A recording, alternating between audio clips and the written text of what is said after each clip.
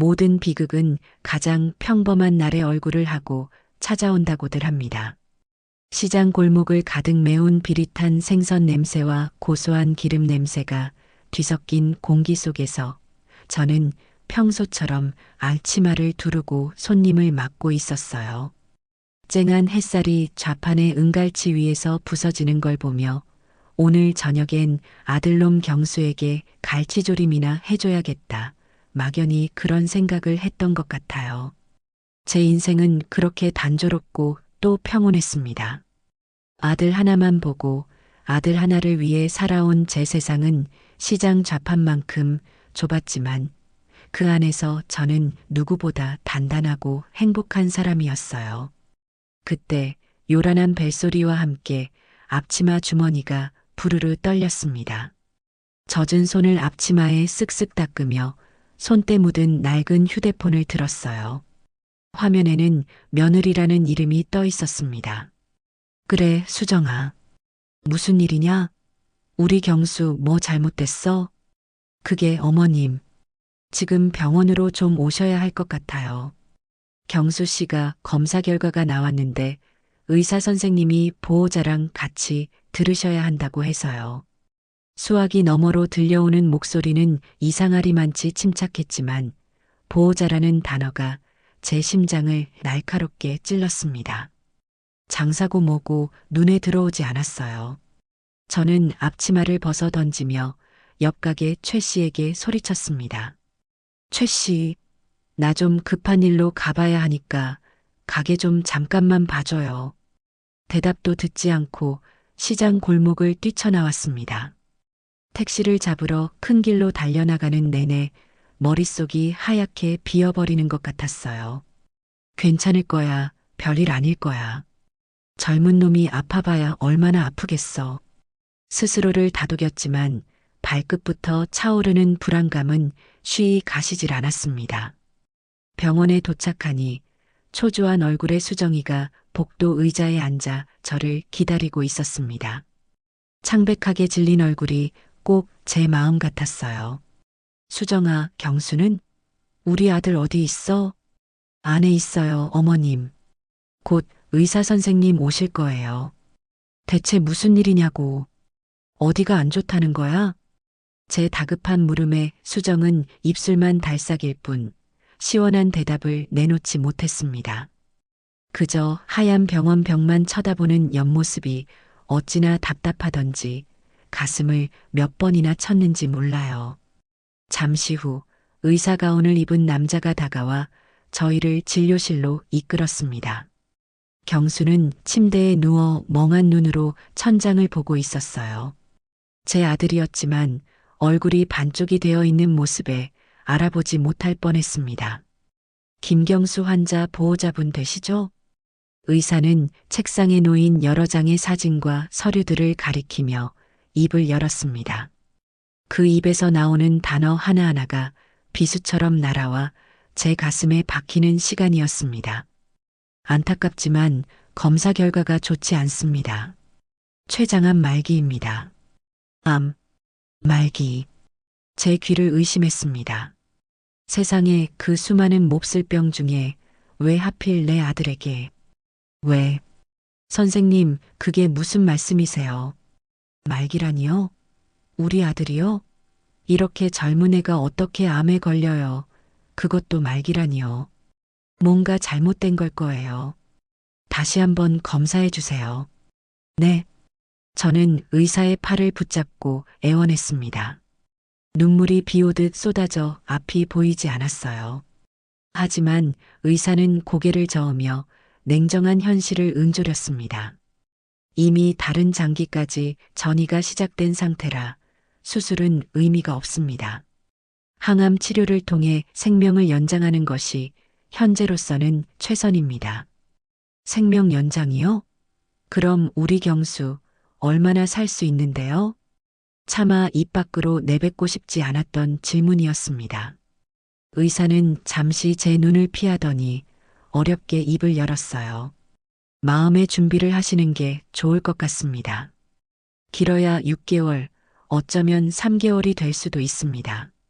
그 순간 세상의 모든 소리가 사라졌습니다. 의사의 입모양만 뻐끔거릴 뿐 아무것도 들리지 않았어요. 제 세상이, 제 전부였던 아들이 무너져 내리는 소리만 귓가에 맴돌았습니다. 저는 그대로 바닥에 주저앉아 목 놓아 울었습니다. 내 아들, 내 새끼. 시장 좌판에서 평생 허리 한번 못 펴고 키운 내 아들인데, 이제 겨우 32, 이제 막 자기 인생을 살아보려는 내 아들인데, 신이 있다면 어떻게 저에게 이럴 수 있단 말입니까? 한참을 울었을까요? 정신을 차려보니 수정이가 제 어깨를 잡고 있었습니다.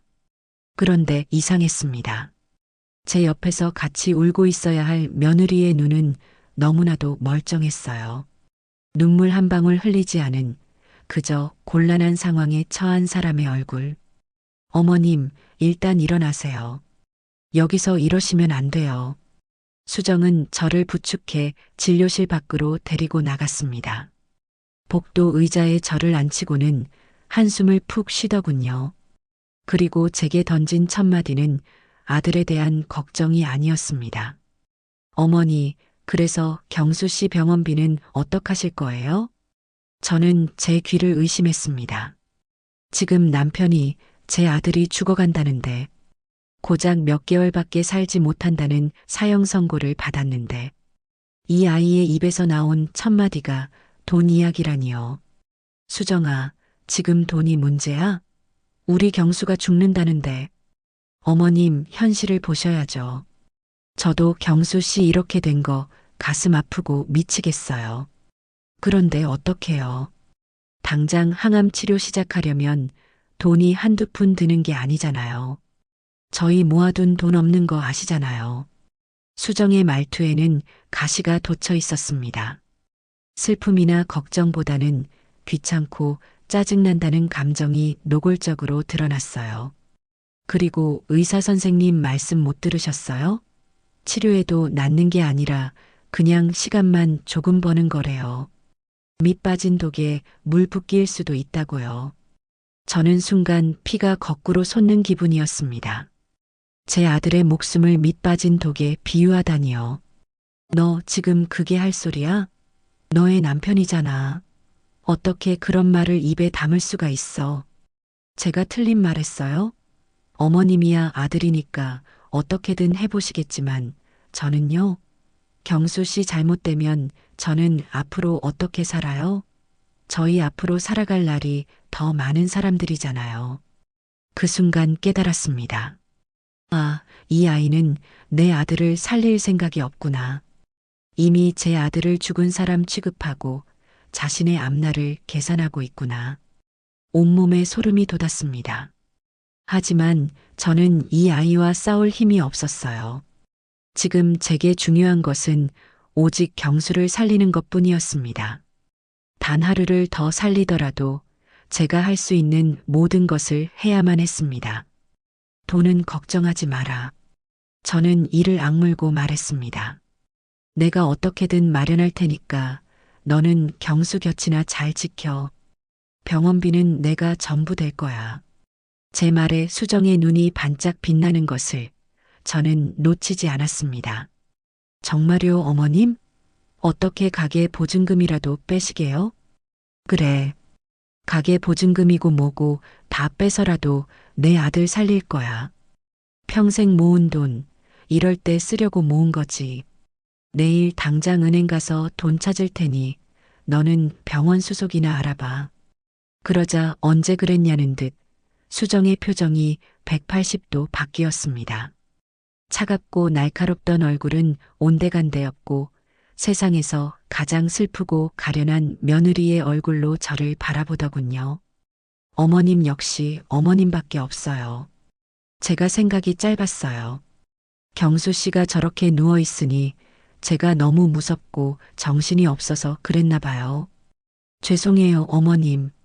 수정은 제 손을 잡고 눈물을 글썽이기 시작했습니다.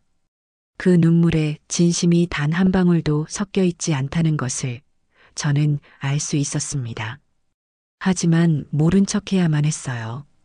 지금은 이 아이의 도움이 필요했으니까요. 아들을 살릴 수만 있다면 악마와도 손을 잡을 수 있는 게 어미의 마음이니까요. 그래, 너도 놀라고 무서웠겠지.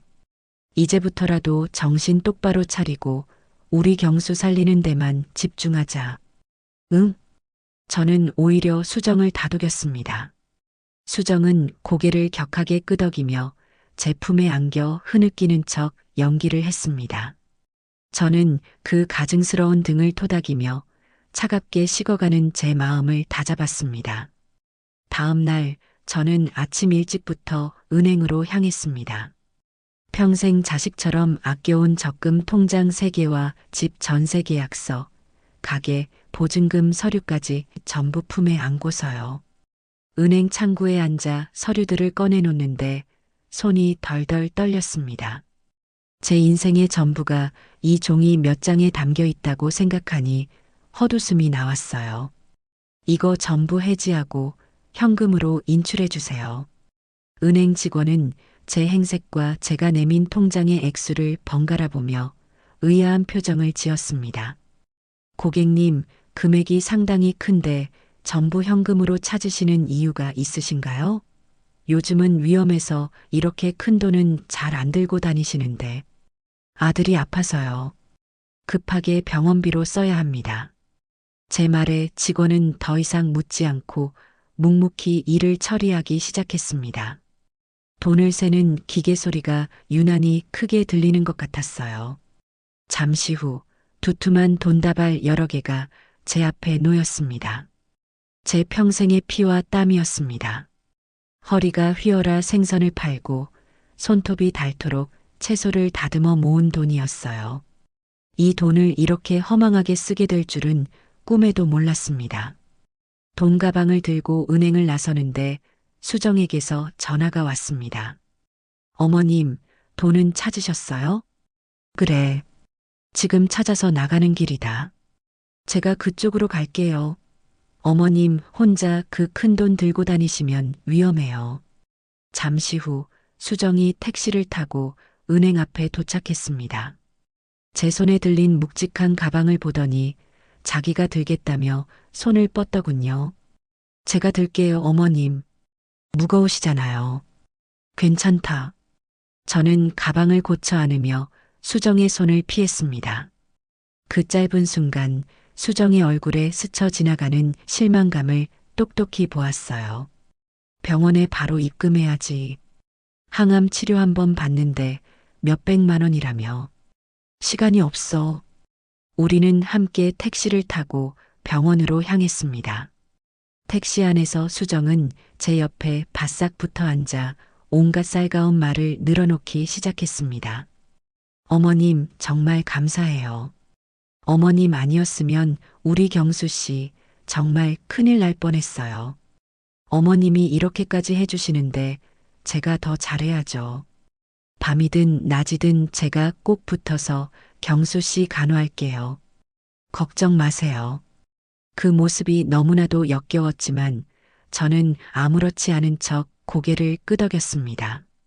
병원 원무과에 도착해 수납 창구에 돈 가방을 내려놓았습니다. 김경수 환자 보호자입니다. 앞으로 나올 병원비 이걸로 전부 수납할게요. 직원은 놀란 눈으로 가방 안을 들여다보더니 잠시 후 저와 수정을 따로 불렀습니다. 보호자님, 이렇게 큰 현금을 병원에 보관하기는 어렵습니다. 보통은 보호자분 통장으로 관리하시면서 그때그때 결제하시는 게 안전하고 편한데요. 그 말을 듣고 있던 수정이 기회를 놓치지 않고 끼어들었습니다. 아, 그럼 제 통장으로 넣어두고 관리하면 되겠네요. 어머님은 가게 일도 보셔야 하고 바쁘시니까 제가 병원에 상주하면서 결제하는 게 편하죠. 어머님, 그렇게 하실래요? 수정은 제 동의를 구한다는 듯 저를 쳐다봤습니다. 그 눈빛에는 당연히 그렇게 해야지라는 압박과 탐욕이 동시에 번들거리고 있었어요. 저는 잠시 망설였습니다. 이 아이를 믿을 수 있을까? 하지만 뾰족한 수가 없었습니다. 시장 일을 완전히 놓을 수도 없는 노릇이고 제가 매번 병원에 와서 수납을 처리하는 것도 현실적으로 어려웠어요. 그래, 그렇게 하거라. 결국 저는 고개를 끄덕이고 말았습니다. 제 평생을 바친 돈이, 제 아들의 마지막 희망이 저 교활한 며느리의 손에 넘어가는 순간이었습니다. 수정은 제 대답이 끝나자마자 신이 나서 제 돈 가방을 자기 가방인 양 챙겨 들고 은행 창구로 향했습니다. 자신의 통장으로 제 전 재산을 입금하는 내내 그 아이의 입가에는 미소가 떠나지 않았습니다. 그 미소가 제 아들의 목숨을 담보로 한 악마의 미소라는 것을 그때의 저는 애써 외면하고 있었습니다. 그저 아들을 살릴 수만 있다면 그것으로 족하다고 그렇게 제 자신을 세뇌시키고 있었습니다. 그것이 얼마나 어리석고 끔찍한 판단이었는지 깨닫게 되기까지는 그리 오랜 시간이 걸리지 않았습니다. 그 일이 있고 며칠간 저는 지옥과 천국을 오갔습니다. 제 전 재산이 담긴 통장을 며느리인 오수정에게 넘겨준 그날 이후 수정은 정말이지 딴 사람이 된 것 같았어요.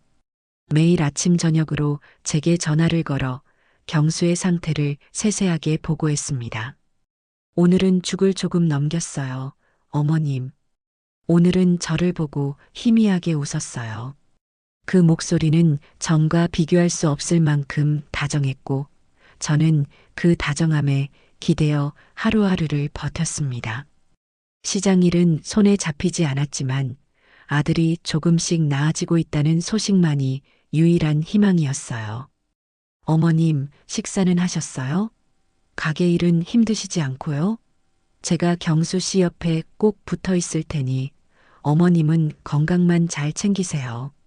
수화기 너머로 들려오는 살가운 목소리에 저는 그간 수정이를 오해했던 게 아닐까 그런 생각마저 했습니다. 남편이 죽을 병에 걸렸으니 얼마나 놀라고 정신이 없었을까. 그래서 잠시 이성을 잃고 헛소리를 한 거겠지. 제가 너무 며느리를 나쁘게만 봤던 걸지도 모른다고 그렇게 스스로를 위안했습니다. 한편으로는 제 돈의 위력이 이런 것인가 싶어 씁쓸하기도 했지만 그 돈으로 아들을 살릴 수만 있다면 며느리의 저 살가운 연극이라도 얼마든지 받아줄 수 있다고 생각했어요. 그 주 주말 저는 모처럼 시간을 내어 경수가 좋아하는 반찬을 몇 가지 만들었습니다. 푹 고운 사골 국물과 장조림, 멸치볶음 같은 것들이요. 양손 가득 반찬통을 들고 신혼집으로 향하는 제 발걸음은 그래도 조금은 가벼웠습니다. 수정이가 저렇게 애쓰고 있으니 경수도 기운을 차릴 수 있을 거라고. 희망이라는 것이 사람을 얼마나 바보로 만드는지 저는 그때 뼈저리게 깨달았습니다. 익숙한 빌라 앞에 도착해 초인종을 눌렀습니다. 아무런 대답이 없었어요. 저는 고개를 갸웃하며 다시 한번 버튼을 꾹 눌렀습니다. 여전히 집안은 쥐 죽은 듯 조용했습니다.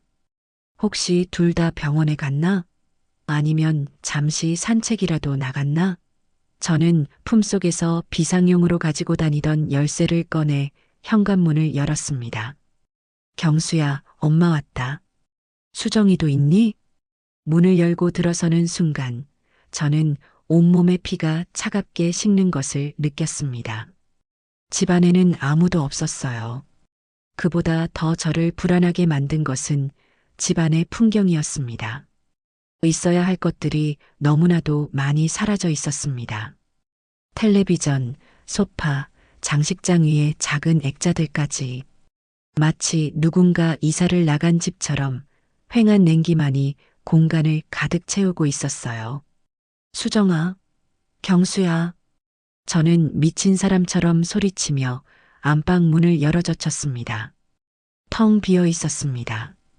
붙박이장 문을 열자 경수의 옷 몇 벌만 덩그러니 남아있고 수정의 옷가지와 가방들은 단 하나도 보이지 않았어요.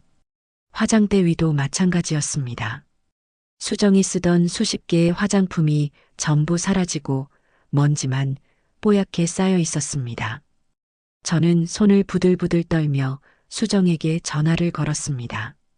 신호음이 몇 번 가다가 이내 차가운 기계음으로 바뀌더군요.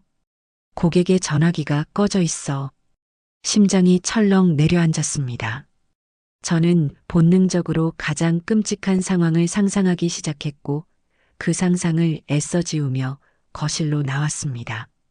그리고 식탁 위에서 하얀 편지 봉투 하나를 발견했습니다.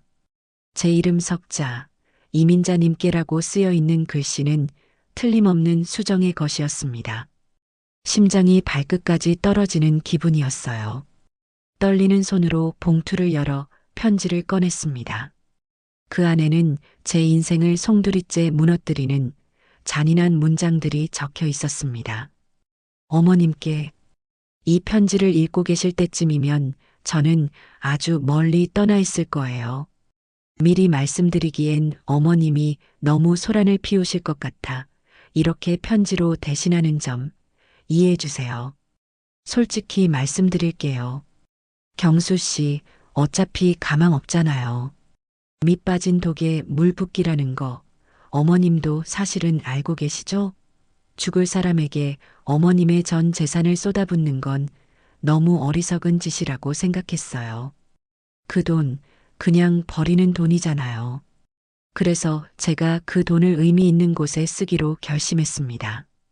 바로 저를 위해서요. 남은 사람이라도 잘 먹고 잘 살아야 하지 않겠어요? 경수 씨는 좋은 요양병원에 입원시켰으니 너무 걱정은 마세요. 주소는 알려드리지 않을 거예요. 어차피 찾아오셔도 저를 만날 수는 없을 테니까요. 그동안 부족한 며느리 때문에 고생 많으셨습니다. 이제 그 돈으로 제 인생 아주 멋지게 한번 살아볼게요. 2번 다시 뵙는 일 없기를 바랍니다. 편지를 다 읽고 난 순간 저는 그 자리에 무릎을 꿇었습니다. 눈앞이 캄캄해지고 숨이 쉬어지지 않았어요. 배신감. 그 단어로는 도저히 설명할 수 없는 감정이 제 온몸을 휘감았습니다. 제 전 재산을, 제 아들의 목숨값을 저 악마 같은 것이 통째로 들고 날랐습니다. 저는 짐승처럼 울부짖었습니다. 내 돈, 내 아들. 제 전부를 잃어버렸다는 절망감이 산사태처럼 저를 덮쳤어요. 한참을 바닥에 엎드려 울었을까요? 텅 빈 집안을 울리던 제 울음소리가 점점 잦아들 무렵 문득 식탁 위의 편지 옆에 나란히 놓여있는 작은 물건 하나가 눈에 들어왔습니다. 은행 이름이 선명하게 박힌 며느리 오수정의 통장이었습니다. 왜 저것을 함께 두고 갔을까? 저는 홀린 듯 비틀거리며 식탁으로 다가갔습니다. 떨리는 손으로 그 얇은 통장을 집어드는데 마치 천근만근의 쇳덩이를 드는 것처럼 무거웠습니다. 심장이 발밑으로 쿵 하고 떨어지는 기분이었어요. 통장을 펼치자 며칠 전 제 이름으로 3억 원이 입금된 내역이 선명하게 보였습니다. 제 평생이, 제 아들의 마지막 희망이 그 세 글자와 숫자에 담겨 있었습니다. 저는 숨을 참은 채 그 아래로 시선을 내렸습니다. 창구 출금 1억 원, 창구 출금 1억 원, 창구 출금 9,990만 원. 모든 돈이 은행 창구를 통해 마치 약속이나 한 듯 여러 번에 걸쳐 빠져나간 기록이었습니다. 마지막 한 장을 넘기기가 두려웠습니다. 하지만 확인해야만 했어요. 이 지옥 같은 현실을 제 눈으로 똑똑히 봐야만 했습니다. 저는 마지막 남은 용기를 쥐어짜 페이지를 넘겼습니다. 그리고 마침내 기계로 깔끔하게 찍힌 마지막 한 줄을 보게 되었습니다. 최종 잔액 0원. 0원. 제 눈을, 제 심장을, 제 남은 인생 전체를 산산조각 내는 것 같았습니다. 오수정, 그 악마는 자신의 배신을 확인시키기 위해 보란 듯이 이 텅 빈 통장을 제게 던져두고 떠난 것이었습니다. 실수로 남긴 증거가 아니었어요. 이것은 저를 향한 완벽한 조롱이자 사형 선고였습니다. 저는 통장을 쥔 채 그대로 바닥에 쓰러졌습니다. 마지막 남은 희망의 끈이 그 잔인하고 선명한 기록과 함께 끊어져 버렸습니다. 얼마나 지났을까요?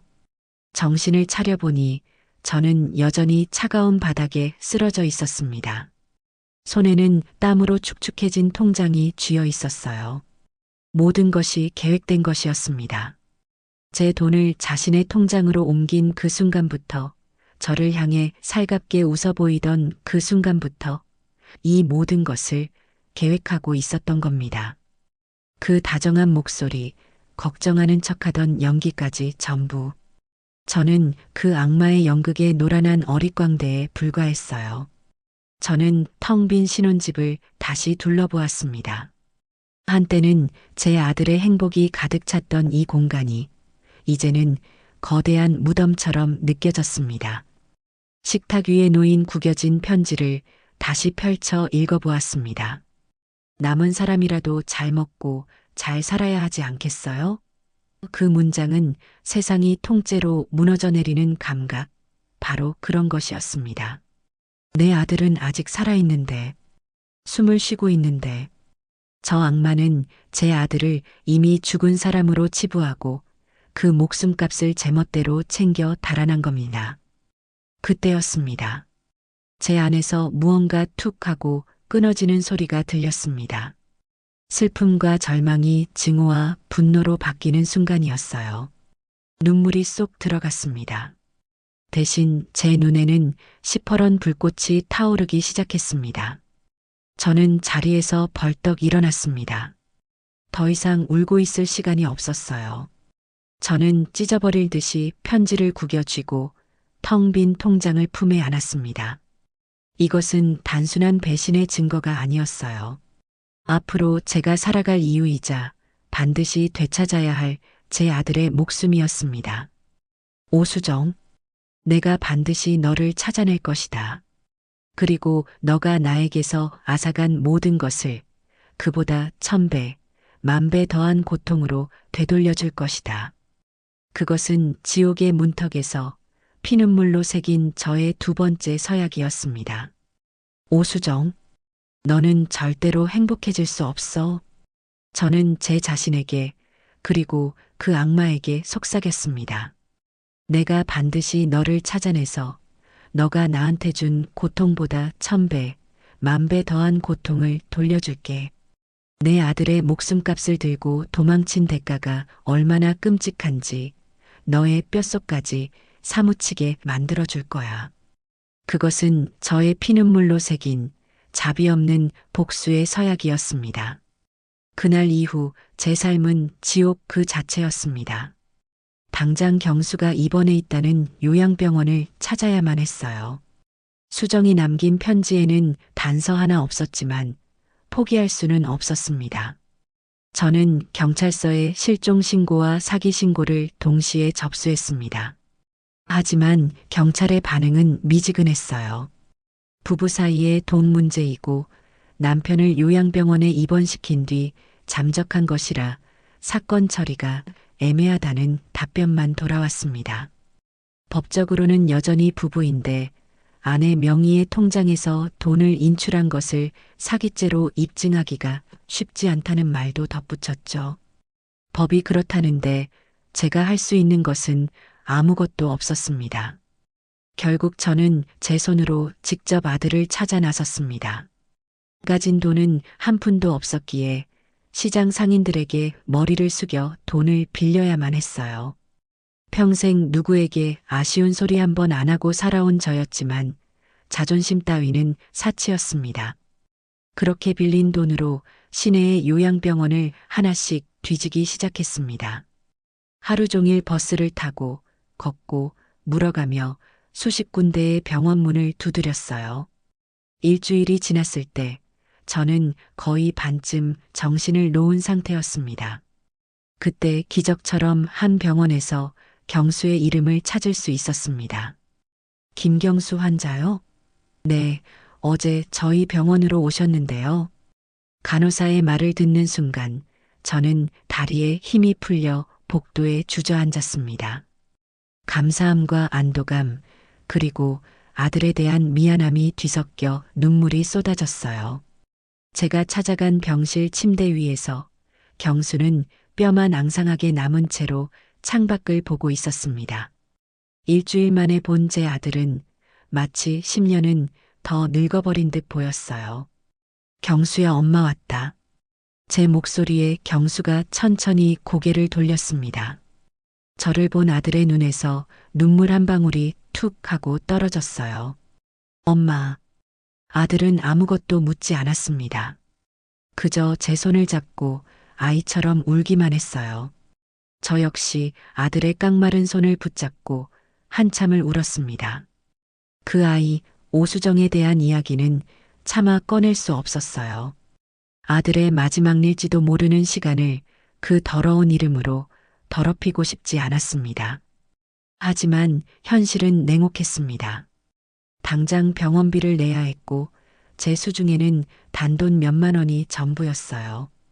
결국 저는 경수를 그 병원에서 퇴원시켜 시 외곽에 있는 더 허름하고 값싼 요양원으로 옮겨야만 했습니다. 소독약 냄새와 노인들의 소리가 뒤섞인 곳. 햇볕도 잘 들지 않는 6인실의 좁은 침대로 아들을 옮기던 날, 저는 가슴이 미어지는 것 같았습니다. 이런 곳에 내 아들을 눕히려고 평생을 바친 것이 아닌데, 죄책감에 고개를 들 수가 없었어요. 그날 밤 저는 구석에 쭈그려 앉아 아들의 짐을 정리했습니다.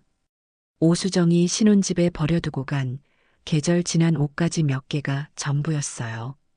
옷을 개키는데 낡은 상자 하나가 눈에 띄었습니다. 경수의 물건들을 담아온 상자였는데 그 안에 묵직한 앨범이 들어 있었어요. 결혼 앨범이었습니다. 버리려다 차마 버리지 못하고 함께 챙겨온 것이었죠. 저는 홀린 듯 앨범을 펼쳤습니다. 턱시도를 입고 어색하게 웃고 있는 내 아들, 그리고 그 옆에 바싹 붙어 세상 가장 행복한 미소를 짓고 있는 오수정. 순백의 드레스를 입은 그 아이의 모습은 천사처럼 보였습니다. 하지만 지금의 제게는 그 미소가 악마의 웃음처럼 보일 뿐이었어요. 한 장, 한 장 앨범을 넘겼습니다. 신혼여행지에서 찍은 사진, 집들이 때 친구들과 함께 찍은 사진. 모든 사진 속에서 수정은 경수의 팔짱을 꼭 낀 채 보란 듯이 행복을 과시하고 있었습니다. 이 모든 것이 연기였다니. 이 행복한 순간에도 저 아이는 다른 생각을 하고 있었을지도 모른다고 생각하니 온몸에 소름이 돋았습니다. 앨범 마지막 장에 다다랐을 때 저는 한 장의 사진 앞에서 숨을 멈췄습니다.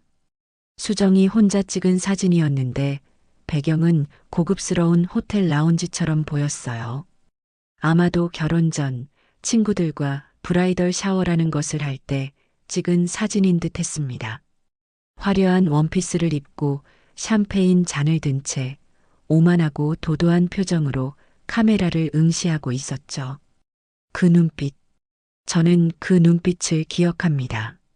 제게 병원비를 이야기하며 현실을 보라고 쏘아붙이던 그 차갑고 계산적인 눈빛과 똑같았어요. 저는 그 사진을 뚫어져라 쳐다보았습니다. 제 안에 남아있던 마지막 한 줌의 슬픔과 연민이 그 순간 차가운 분노의 불길 속으로 완전히 사라져버렸습니다. 그래, 슬퍼하고만 있을 때가 아니지. 저렇게 웃고 있는 저 악마에게, 내 아들의 목숨값을 훔쳐 달아난 저 악마에게 죗값을 치르게 해야지. 눈물은 더 이상 나지 않았습니다. 대신 머리가 차갑게 식으며 복수를 위한 계획들이 조각처럼 떠오르기 시작했어요. 저는 자리에서 일어나 요양원 앞 작은 문구점에서 500원짜리 노트 한 권과 펜을 샀습니다. 그리고는 경수가 잠든 것을 확인하고 병실 구석의 작은 의자에 앉아 노트를 펼쳤습니다. 첫 장에 저는 이렇게 썼습니다. 오수정의 약점. 첫째, 돈. 이 아이는 돈에 미쳐 있습니다. 돈을 위해서라면 남편도 시어머니도 버릴 수 있는 아이예요. 그렇다면 반대로 돈을 잃는 것이 가장 큰 고통이 될 겁니다. 둘째, 허영심. 자신을 꾸미고 있어 보이는 장소에서 부유한 사람들과 어울리는 것을 병적으로 좋아합니다. 값비싼 옷과 가방에 집착했죠. 그렇다면 그 허영심을 무너뜨려야 합니다. 그녀의 사회적 체면과 평판을 갈기갈기 찢어 놓아야 해요. 셋째, 거짓말. 수정은 자신의 과거에 대해 거짓말을 했습니다. 부유한 집안에서 곱게 자란 외동딸이라고 했지만 저는 우연히 들은 적이 있어요. 시골의 작은 동네 출신이라는 것을요. 결혼 전에는 뭐라고 살았는지 아무도 모릅니다. 분명 숨기고 싶은 과거가 있을 겁니다. 거기까지 정리하고 나니 복수의 방향이 보이기 시작했습니다. 무작정 찾아내서 머리채를 잡고 싸우는 것은 하수나 하는 짓. 저는 저 아이가 가장 소중하게 생각하는 것들을 가장 잔인하고 처절한 방식으로 하나씩 하나씩 빼앗을 겁니다. 돈, 명예, 그리고 거짓으로 쌓아 올린 그녀의 인생 전체를요. 가장 먼저 해야 할 일은 그녀의 진짜 과거를 캐내는 것이었습니다. 그녀가 어디 출신인지, 어떤 삶을 살아왔는지 알아야만 다음 계획을 세울 수 있었어요. 저는 기억을 더듬었습니다. 수정이 결혼 전 경수에게 무심코 뱉었던 말이 떠올랐습니다. 자기야, 나 박선희 걔 진짜 싫어. 고향 친구인데 어쩜 그렇게 촌스럽고 눈치도 없는지 몰라. 걔만 보면 내 과거가 떠올라서 짜증나. 박선희, 그리고 고향 친구. 저는 그 두 단어에 동그라미를 쳤습니다. 이것이 첫 번째 실마리였습니다. 오수정이 경멸하고 싫어하는 그 친구라면 분명 오수정의 감추고 싶은 과거를 알고 있을 겁니다. 어쩌면 그 친구 역시 오수정에게 상처를 받았을지도 모를 일이죠. 적의 적은 나의 친구가 될 수 있습니다. 저는 노트 마지막 장에 이렇게 적었습니다. 1단계 목표 오수정의 고향을 찾아 박선희를 만난다. 그녀를 내 편으로 만들어 오수정의 과거에 대한 모든 정보를 수집한다. 그것으로 충분했습니다. 저는 노트를 덮고 펜을 내려놓았습니다. 창밖은 아직 칠흑 같은 어둠에 잠겨 있었지만 제 마음속에는 이미 복수라는 이름의 서늘한 새벽이 밝아오고 있었습니다. 다음 날부터 저는 오수정의 고향을 찾기 위한 정보를 수집하기 시작했습니다. 하지만 막막했어요. 제가 아는 것이라고는 시골의 작은 동네라는 것뿐이었으니까요. 수정의 물건은 이미 전부 사라진 뒤였고 경수는 몸이 쇠약해져 제대로 된 대화가 불가능했습니다. 며칠을 고민하던 끝에 저는 한 가지 방법을 떠올렸습니다. 결혼식 방명록. 경수의 신혼집에 다시 찾아가 먼지 쌓인 창고 구석에서 결혼식 앨범과 함께 상자에 담겨 있던 방명록을 찾아냈습니다. 신부 측 하객이라고 쓰인 페이지를 한 장 한 장 넘겼습니다. 대부분은 이름만 쓰여 있거나 행복하게 살아 같은 형식적인 문구뿐이었어요. 포기하려던 순간 한 페이지에서 제 눈길을 사로잡는 글씨를 발견했습니다. 수정아, 드디어 서울 남자를 물어서 시집을 가는구나. 아주 출세했네. 춘천의 자랑이다. 너의 영원한 친구 선희가. 춘천, 그리고 선희. 심장이 다시 뛰기 시작했습니다. 오수정이 그토록 싫어했다던 박선이라는 이름과 춘천이라는 지명이 연결되는 순간이었습니다. 저는 그 페이지를 찢어 품에 고이 간직했습니다. 이제 남은 것은 춘천으로 가는 것이었습니다. 하지만 차비가 문제였어요. 시장 사람들에게 빌린 돈은 이미 요양원 보증금과 아들의 약값으로 전부 써버린 뒤였습니다. 제 수중에 남은 돈은 고작 몇천 원. 저는 고민 끝에 평생 한 번도 해보지 않은 일을 하기로 결심했습니다. 제 결혼 반지를 파는 것이었어요. 남편이 죽고 아들 하나만 보고 살아오느라 까맣게 잊고 있던 장롱 깊숙한 곳에 넣어두었던 작은 금반지였습니다. 다음 날 저는 금은방에 들러 반지와 낡은 금목걸이 하나를 내밀었습니다. 얼마 되지 않는 돈이었지만 춘천을 왕복할 차비와 며칠간 버틸 최소한의 경비로는 충분했어요. 저는 그 돈을 손에 쥐고 곧장 버스 터미널로 향했습니다. 춘천으로 가는 버스에 몸을 싣고 차창 밖을 보는데 기분이 이상했습니다. 복수를 하러 가는 길인데 마치 잃어버린 무언가를 되찾으러 가는 것처럼 심장이 두근거렸어요. 춘천에 도착한 것은 해가 저물기 시작할 무렵이었습니다. 낯선 도시의 공기는 차가웠어요. 저는 주소도 연락처도 모르는 박선이라는 사람을 찾아야만 했습니다. 무작정 시내를 걸으며 오래된 동네를 찾아다녔습니다. 수정의 나이가 30 즈음이니 그녀의 친구 역시 비슷한 나이일 터. 저는 동네의 작은 슈퍼나 미용실 같은 곳에 들러 앨범에서 몰래 떼어온 수정과 선희의 사진을 보여주며 물었습니다. 혹시 이 사람들 모르시나요? 제 조카인데 연락이 끊겨서요. 하지만 대부분은 고개를 저을 뿐이었습니다. 하루 종일 낯선 도시를 헤맨 끝에 저는 작은 시장 골목의 허름한 식당 앞에 멈춰 섰습니다. 다리가 끊어질 듯 아팠고 배에서는 꼬르륵 소리가 났어요. 국밥 한 그릇이라도 먹고 힘을 내야겠다고 생각해 식당 문을 열고 들어섰습니다. 어서 오세요. 주문을 받으러 나온 젊은 여자의 얼굴을 보는 순간 저는 숨을 멈췄습니다. 방명록에서 봤던 수정의 옆에서 촌스러운 부의자를 그리고 있던 박선희와 똑같이 생긴 얼굴이었습니다. 세월이 흘러 조금 변하기는 했지만 틀림없었어요. 저 혹시 박선희 씨 아니세요? 제 물음에 여자는 깜짝 놀라며 저를 쳐다보았습니다. 네, 맞는데요. 누구세요? 저는 김경수 어머니입니다. 김경수라는 이름에 선희의 얼굴이 딱딱하게 굳었습니다. 경계심 가득한 눈으로 저를 위아래로 훑어보더군요. 오수정 남편분 어머니요? 저한테는 무슨 일로? 저는 잠시 숨을 골랐습니다. 그리고 제 인생을 건 연기를 시작해야만 했습니다. 동정심을 유발하고 그녀를 제 편으로 만들어야만 했어요. 선희 씨, 여기가 아니면 이야기할 곳이 없어서 찾아왔어요. 제가 오수정, 그 아이에게 전 재산을 사기당했습니다. 저는 눈시울을 붉히며 준비해온 거짓말을 섞어 제 사연을 털어놓기 시작했습니다.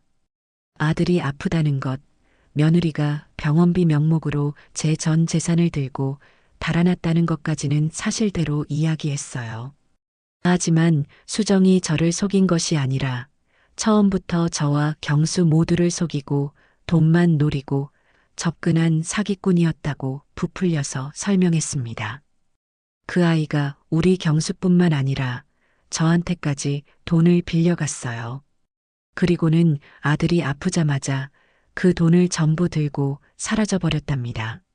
선희 씨가 고향 친구라고 하기에 혹시라도 그 아이 소식을 알 수 있을까 싶어서 지푸라기라도 잡는 심정으로 찾아왔어요. 제 이야기가 길어질수록 선희의 얼굴에 떠올라 있던 경계심이 조금씩 무너져 내리기 시작했습니다. 놀라움 그리고 분노. 그녀 역시 수정에게 쌓인 것이 많은 얼굴이었습니다. 그럴 줄 알았어. 그년 그럴 줄 알았다고. 선희는 자기도 모르게 욕설을 내뱉으며 주먹으로 식탁을 내리쳤습니다. 아주머니 모르셨죠? 오수정 걔 원래부터 그런 애였어요. 학창 시절부터 남자들 등쳐먹고 돈 뜯어내는 걸로 유명했다고요. 자기 집 가난한 건 죽어도 싫어서, 없는 집 자식인 거 티내기 싫어서 친구들한테 돈 빌리고 안 갚는 건 예산일이었어요. 저도 걔한테 떼인 돈이 아직도 몇백만 원이에요. 드디어 미끼를 물었습니다. 저는 기다렸다는 듯이 맞장구를 쳤습니다. 세상에 그런 아이인 줄은 꿈에도 몰랐어요. 저희 아들한테는 자기가 부잣집 외동딸이라고 했다던데. 부잣집은 무슨, 걔네 아빠 술주정뱅이에 엄마는 걔 어릴 때 집 나갔어요. 할머니 손에 겨우 자랐다고요. 서울 가서 무슨 대단한 일하는 것처럼 꾸며대더니 결국엔 남의 인생까지 망쳐놓는 사기꾼이 됐구나. 아주머니 정말 힘드셨겠어요.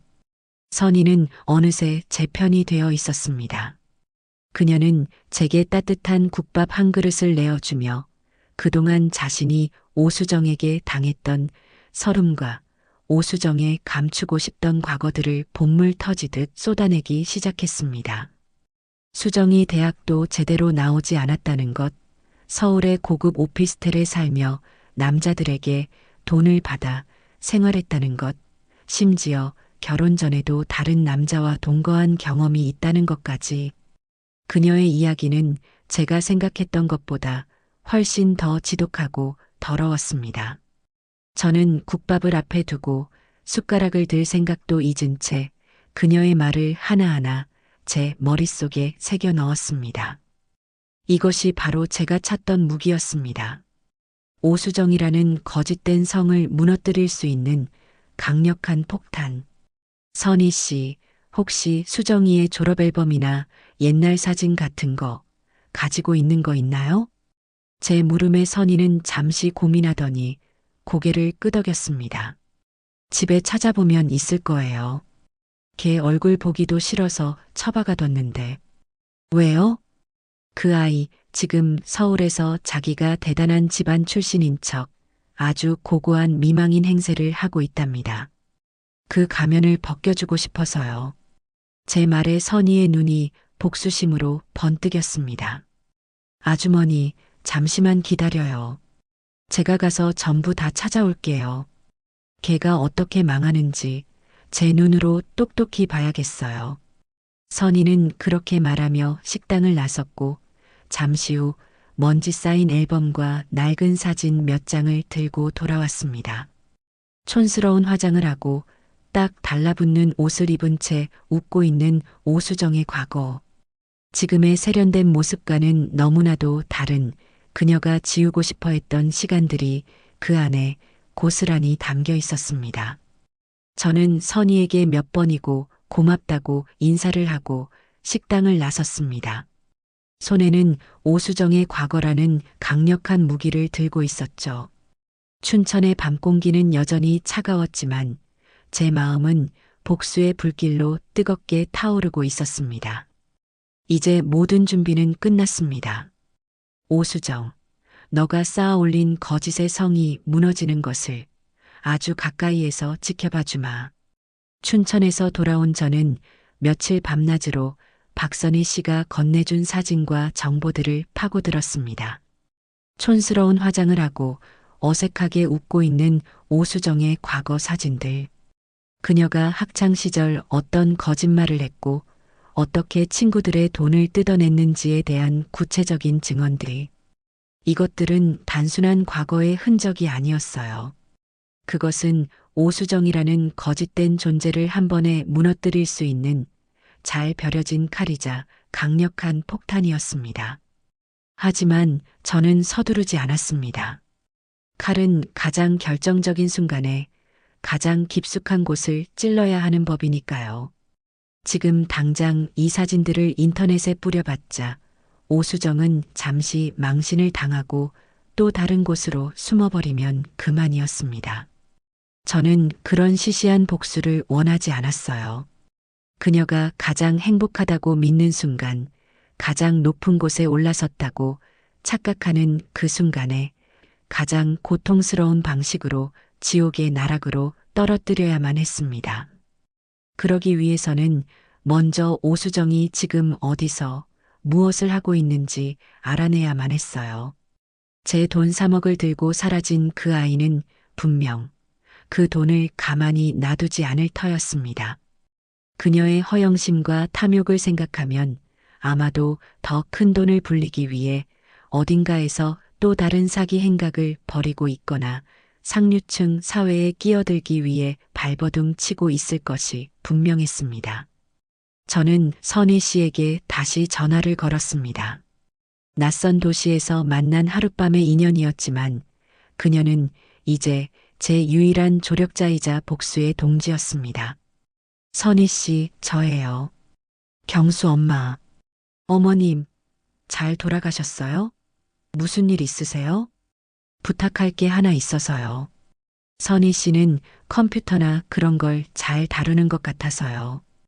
혹시 오수정이 요즘 인터넷 같은 데서 뭘 하고 다니는지 좀 알아봐 줄 수 있을까요? 제 부탁에 선희 씨는 기다렸다는 듯이 대답했습니다. 그럼요. 당연히 도와드려야죠. 그년 분명 어디선가 잘난 척하면서 돈 자랑하고 있을 거예요.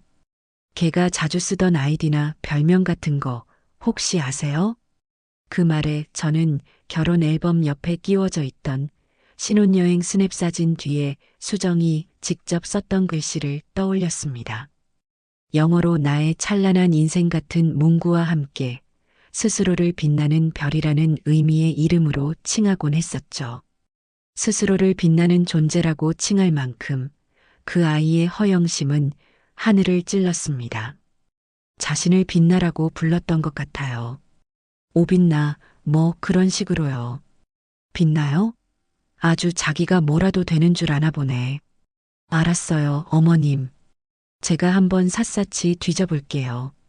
뭐라도 찾아내면 바로 연락드릴게요. 선희 씨는 마치 자기 일처럼 흥분하며 전화를 끊었습니다.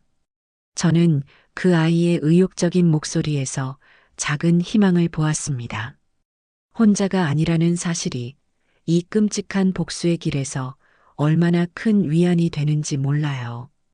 그 후 며칠간 저는 아들이 있는 요양원과 시장을 오가며 초조하게 선희 씨의 연락을 기다렸습니다. 시장 좌판에 앉아 무심코 생선을 다듬다가도 행여나 전화벨이 울릴까 온 신경이 가게 구석에 낡은 전화기에 쏠려 있었어요. 그러던 어느 날 저녁 드디어 선희 씨에게서 전화가 왔습니다. 어머님, 찾은 것 같아요. 대박이에요. 수화기 너머로 들려오는 목소리는 흥분으로 떨리고 있었습니다. 오수정, 강남 젊은 부자들의 투자 모임이라는 온라인 카페에서 활동하고 있어요. 별명은 역시 빛나는 그녀고요. 아주 가관이에요, 어머님. 자기를 남편과 사별한 젊은 미망인이라고 소개하면서 남편에게 물려받은 막대한 유산으로 소소하게 투자를 하고 있다고 글을 올렸더라고요. 사람들이 전부 다 속아서 빛나님, 빛나님 하면서 아주 떠받들고 있어요. 역시 제 예상이 맞았습니다. 그 아이는 제 아들을 죽은 사람으로 만들고 제 돈을 유산으로 둔갑시켜 새로운 인생을 살고 있었던 겁니다. 피가 거꾸로 솟는 기분이었지만 저는 애써 침착하게 물었습니다. 그 모임 어떤 곳인데요? 회원제로 운영되는 곳인데 가입 조건이 꽤 까다로워요. 최소 억대 이상 자산을 증명해야 하고 기존 회원의 추천이 있어야만 가입할 수 있는 곳이더라고요. 자기들끼리 고급 정보 공유한다면서 실제로는 그냥 돈 자랑하고 친목질하는 곳 같아요. 오수정계 거기서 아주 여왕벌 노릇을 하고 있더라고요. 여왕벌. 그 단어를 듣는 순간 제 머릿속에 복수의 다음 단계가 선명하게 그려졌습니다. 여왕벌은 자신의 왕국이 무너질 때 가장 큰 고통을 느끼는 법이죠. 선희 씨, 정말 고생 많았어요. 혹시 그 모임 저도 가입할 수 있는 방법이 있을까요? 네. 어머님이요? 거긴 자산 증명해야 해서 어려울 텐데. 물론 제 이름으로는 안 되죠. 가짜 신분으로요. 저도 그럴듯한 투자 전문가 행세를 하면서 그 아이에게 접근해 볼 생각이에요. 제 계획을 들은 선희 씨는 잠시 말이 없더니 이내 결심한 듯 말했습니다. 어머님, 제가 한번 방법을 알아볼게요. 제 친구 중에 컴퓨터 프로그래머가 있는데 그 친구한테 부탁하면 어떻게든 방법이 있을지도 몰라요.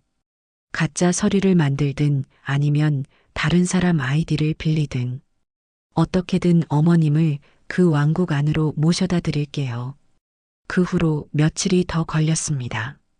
선희 씨와 그 친구라는 분은 밤낮으로 애쓴 끝에 기적처럼 제게 강남 젊은 부자들의 투자 모임의 문을 열어주었습니다. 활동이 없는 기존 회원의 아이디를 구해 인적사항을 바꾸는 방식이었어요. 제 새로운 신분은 황금만. 나이도 성별도 직업도 모두 장막 뒤에 가려진 오직 수익률로만 말하는 전설적인 투자 고수라는 설정이었습니다. 저는 그날부터 밤마다 아들이 잠든 것을 확인하고 요양원 휴게실 구석에서 낡은 노트북을 펼쳤습니다. 선희 씨가 가르쳐 준 대로 저는 황금만이라는 이름 뒤에 숨어 조심스럽게 글을 쓰기 시작했어요. 처음에는 시장 동향이나 경제 뉴스에 대한 저의 생각을 짧게 올렸습니다. 물론 그 내용은 전부 낮에 시장에서 신문을 보고 경제 뉴스를 들으며 알게 된 얕은 지식들이었죠. 하지만 저는 그것을 최대한 그럴듯하게 전문가의 언어처럼 보이게 포장했습니다. 단기적인 변동성에 연연하지 마십시오. 진짜 기회는 공포 속에서 태어납니다. 돈이 넘쳐나는 시장입니다. 현금은 쓸모가 없다는 말을 명심해야 할 때입니다. 제 글에는 조금씩 댓글이 달리기 시작했습니다. 처음에는 무시하던 사람들도 제가 며칠 연속으로 주식시장의 등락을 비슷하게 예측해내자 조금씩 관심을 보이기 시작했어요. 황금만님, 혹시 현직에 계신 분인가요? 통찰력이 남다르시네요. 같은 댓글들이 달릴 때마다 저는 복수가 한 걸음 더 가까워졌음을 느꼈습니다. 그리고 그 모든 과정을 모임의 여왕벌인 빛나는 그녀, 오수정 역시 지켜보고 있었습니다. 그녀는 제 글에 직접적으로 댓글을 달지는 않았지만 제 글을 읽었다는 표시를 남기거나 좋아요를 누르곤 했어요. 저는 그녀가 저라는 미끼에 서서히 관심을 보이고 있다는 것을 알 수 있었습니다. 작전 개시 일주일째, 저는 드디어 결정적인 미끼를 던지기로 결심했습니다. 저는 아주 짧고 비밀스러운 글 하나를 올렸습니다. 곧 비공개로 진행되는 투자 조합이 하나 열립니다. 생명공학 분야이고 최소 수익률은 3배 이상 보고 있습니다. 아는 분들만 아는 정보이니 더 이상은 묻지 마십시오. 그 글은 모임을 발칵 뒤집어 놓았습니다. 댓글이 폭발적으로 달리기 시작했어요. 황금만님, 제발 정보 좀 주세요. 어떻게 참여할 수 있나요? 쪽지 드렸습니다. 확인 부탁드립니다. 수십 개의 쪽지가 쏟아졌지만 저는 아무에게도 답장하지 않았습니다. 저의 목표는 오직 한 사람이었으니까요. 그리고 그날 밤 예상대로였습니다. 제게 한 통의 쪽지가 도착했습니다. 발신인은 빛나는 그녀, 오수정이었습니다. 황금만님 안녕하세요. 빛나입니다. 올리신 글 잘 보았습니다. 저 역시 생명공학 분야에 관심이 많은데 혹시 조금 더 자세한 정보를 얻을 수 있을까요? 물론 공짜로 달라는 말씀은 아닙니다. 사례는 충분히 하겠습니다. 저는 쪽지를 읽고 차갑게 미소 지었습니다. 쥐가 드디어 덫으로 제 발로 걸어 들어오고 있었습니다. 저는 일부러 반나절이 지나서야 그녀에게 답장을 보냈습니다. 아주 짧고 건조하게. 이 정보는 아무에게나 공개할 수 없습니다. 거절은 상대를 더 애타게 만드는 법이죠. 아니나 다를까 10분도 채 되지 않아 수정에게서 다시 쪽지가 왔습니다. 이번에는 훨씬 더 절박하고 간절한 어투였어요. 황금만님, 저 정말 진심입니다. 남편이 남겨준 유산이라 허투루 투자할 수가 없어서요. 확실한 곳에 투자하고 싶어서 그럽니다. 제발 부탁드립니다. 제가 가진 투자금 전부를 걸 수도 있습니다. 전부. 그 단어를 보는 순간 저는 짜릿한 희열을 느꼈습니다. 제 전 재산을 훔쳐 달아난 그 돈 전부를 다시 제 손으로 거두어 들일 시간이 다가오고 있었습니다. 저는 마침내 그녀에게 다음 미끼를 던졌습니다. 그렇다면 당신의 진심을 증명해 보십시오. 제가 지정하는 계좌로 정보 이용료 1,000만 원을 먼저 입금하십시오. 그 정도의 결단력도 없다면 이 정도의 고급 정보는 가질 자격이 없습니다. 1,000만 원. 그것은 오수정이 가진 돈에 비하면 푼돈일지도 모릅니다. 하지만 이것은 단순한 돈이 아니었어요. 그녀의 탐욕과 조급함을 시험하는 마지막 관문이었습니다. 만약 그녀가 이 미끼를 문다면 그녀는 제 소나기에서 절대로 빠져나갈 수 없을 겁니다. 저는 쪽지를 보내고 노트북을 덮었습니다. 요양원의 차가운 밤 공기가 폐부 깊숙이 들어왔지만 제 몸은 복수의 열기로 뜨겁게 타오르고 있었습니다. 이제 주사위는 던져졌습니다. 오수정, 너의 탐욕이 너를 어디로 이끌고 가는지 똑똑히 지켜보마. 그 후 이틀간 오수정에게서는 아무런 연락이 없었습니다. 저는 내심 초조해졌어요. 미끼가 너무 컸던 걸까? 아니면 그 사이에 다른 투자처를 찾은 걸까? 온갖 생각이 머릿속을 스쳐 지나갔습니다. 하지만 저는 섣불리 먼저 연락하지 않았습니다. 밀고 당기기에서 먼저 조급함을 보이는 쪽이 지는 법이니까요. 저는 그저 묵묵히 모임에 평소처럼 시황 분석글이나 올리며 황금만으로서의 역할을 수행했습니다. 그러던 사흘째 되던 날 아침, 제 핸드폰으로 짧은 알림 메시지 하나가 도착했습니다. 선희 씨가 만들어준 가짜 신분의 차명 계좌로 1,000만 원이 입금되었다는 알림이었어요. 입금자명은 오빛나. 저는 그 이름을 보고 안도의 한숨과 함께 차가운 미소를 지었습니다. 결국 너의 탐욕이 이겼구나. 저는 곧바로 모임에 접속해 수정에게 쪽지를 보냈습니다. 입금 확인했습니다. 당신의 결단력을 높이 삽니다. 오늘 저녁 9시 알려드리는 장소로 오십시오. 단 혼자 오셔야 합니다. 제가 약속 장소로 정한 곳은 강남의 한적한 골목에 있는 작은 술집이었습니다. 물론 저는 그곳에 나가지 않을 겁니다. 대신 그곳에는 저의 대역이 될 사람이 나가 있을 것이었어요. 바로 박선희 씨였습니다. 저는 선희 씨에게 전화를 걸어 모든 상황을 설명하고 마지막 부탁을 했습니다. 선희 씨, 이제 마지막 단계야. 내가 불러주는 대로 오수정에게 투자 설명을 해줄 수 있겠어? 네, 제가요? 제가 뭘 안다고. 괜찮아. 내가 전화로 실시간으로 지시할 거야. 선희 씨는 그냥 내 말만 전달하면 돼. 최고급 정장을 차려입고 아주 유능하고 차가운 투자 전문가처럼 보이기만 하면 돼. 할 수 있겠어? 선희 씨는 잠시 망설이는 듯 했지만 이내 결심한 목소리로 대답했습니다. 네, 할게요. 그녀 얼굴에 똥물을 끼얹을 수만 있다면 뭔들 못하겠어요. 아주 그냥 유명 영화 배우처럼 연기해 드릴게요.